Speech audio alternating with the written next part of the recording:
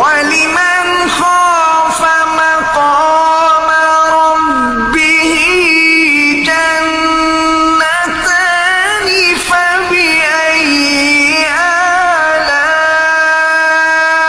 آلاء ربكما تكذبان ذواتا أفنان فبأي آلاء ربكما تكذبان فيهما عينان تجريان فبأي